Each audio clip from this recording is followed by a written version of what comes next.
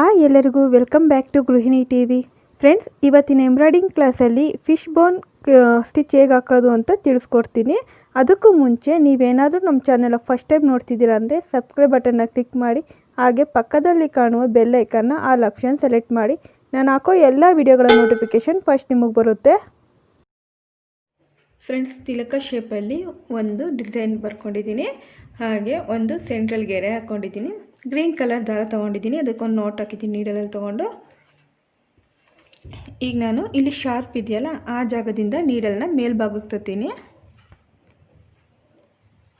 ಈಗ ಇಲ್ಲಿಂದ ಸ್ವಲ್ಪ ಮುಂದಕ್ಕೆ ಒಂದು 1/2 ಇಂಚಸ್ಗಿಂತ ಕಮ್ಮಿ ಇರೋ ಥರ ನೋಡಿಕೊಂಡು ಗೆರೆ ಹಾಕಿದ್ದೀನಿ, ಸೆಂಟ್ರ್ ಗೆರೆ. ಅದರೊಳಗಿಂದ ನೀಡಲ್ನ ಹಿಂಬದಿಗೆ ತೊಗೊಂಡೋಗಿ ಈಗ ಮತ್ತೆ ನಾನು ನೀಡಲ್ನ ಇಲ್ಲಿ ಫಸ್ಟು ಮಾರ್ಕ್ ಮಾಡಿ ನೀಡಲ್ ತೊಗೊಂಡಿದ್ದೀನಲ್ಲ ಅದರಿಂದ ಸ್ವಲ್ಪ ಡೌನ್ಗೆ ಕಾಣ್ತಿದೆಯಲ್ಲ, ಇಷ್ಟು ಒಂದು 2 ನೀಡಲಷ್ಟು ಜಾಗ ಬಿಟ್ಟು ಚುಚ್ಚು ತೊಗೊಳ್ಳಿ. ಮೇಲಕ್ಕೆ ತೊಗೊಂಡಾದ್ಮೇಲೆ ಇಲ್ಲಿ ಚುಚ್ಚಿದ್ದೀವಲ್ಲ ನೀಡಲ್ ಚುಚ್ಚಿದ್ದೀವಲ್ಲ, ಇಲ್ಲಿಂದ ಈ ಸೈಡ್ಗೆ ಸ್ವಲ್ಪ ಕಾಣ್ತಿದೆಯಲ್ವ, ಈ ಕಡೆಗೆ ತುಂಬ ಜಾಸ್ತಿ ಬಿಟ್ಬಿಡಿ, 1-2 ದಾರ ಬಿಟ್ಟು ತೊಗೊಂಡು ನೀಡಲ್ನ ಹಿಂಬದಿಗೆ ತೊಗೊಳ್ಳಿ.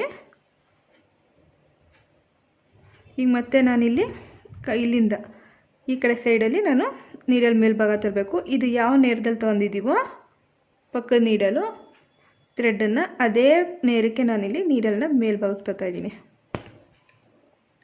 ಕಾಣ್ತಿದೆಯಲ್ಲ, ಈ ರೀತಿ. ಈಗ ಮತ್ತೆ ನಾವು ತಗೊಳ್ಳೋದು ಈ ಥ್ರೆಡ್ ಇದಾಕಿದ್ದೀವಲ್ಲ, ಸೆಕೆಂಡ್ ಲೈನಲ್ಲಿ ಫಸ್ಟ್ ಲೈನ್ ಥ್ರೆಡ್ ಹಾಕಿದ್ದೀವಲ್ಲ, ಇದು ಆ ಕಡೆ ಸೈಡ್ ತೊಗೊಂಡಿದ್ದು. ಈಗ ಈ ಕಡೆ ಸೈಡ್ಗೆ ನಾವು ನೀಡಲ್ ಪಕ್ಕದಲ್ಲಿ ಸ್ವಲ್ಪ ಚುಚ್ಕೋಬೇಕು.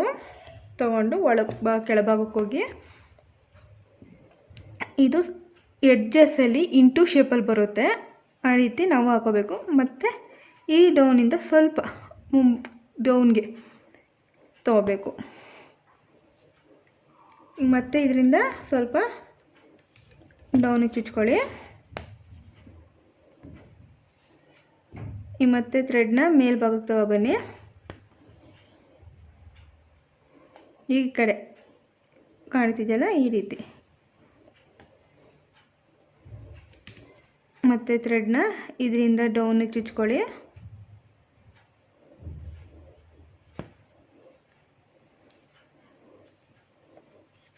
ನಾವು ಈ ರೀತಿ ಸಹ ಹಾಕೋಬೋದು. ತೋರಿಸ್ತಿದ್ದೀನಲ್ಲ, ಹಿಂಗೆ ಒಟ್ಟಿಗೆ ಬೇಕಾದರೂ ನಾವು ಹಾಕೋಬೋದು.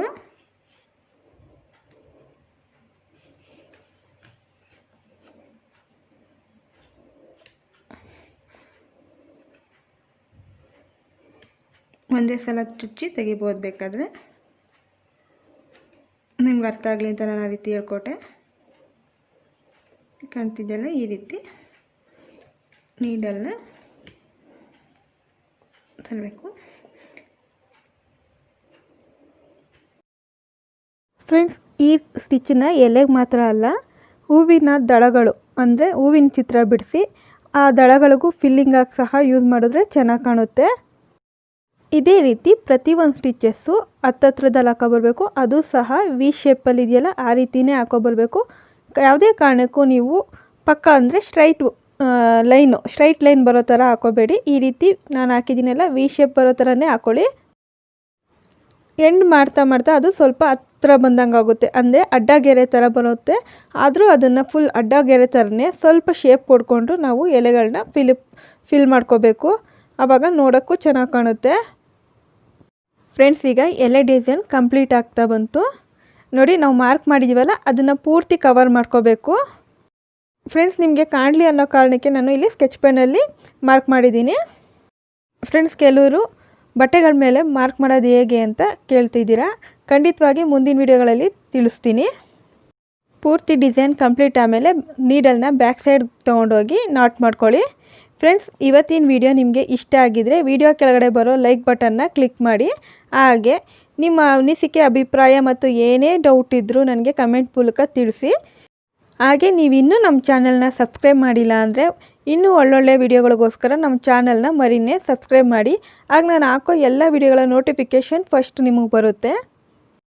ಜೊತೆಗೆ ನಿಮ್ಮ ಫ್ರೆಂಡ್ಸ್ಗಳಿಗೂ ಈ ವಿಡಿಯೋನ ಶೇರ್ ಮಾಡಿ. ಮತ್ತೊಂದು ವಿಡಿಯೋದಲ್ಲಿ ಮತ್ತೆ ಸಿಗ್ತೀನಿ. ಅಲ್ಲಿವರೆಗೂ ಥ್ಯಾಂಕ್ ಯು ಆ್ಯಂಡ್ ಬಾಯ್.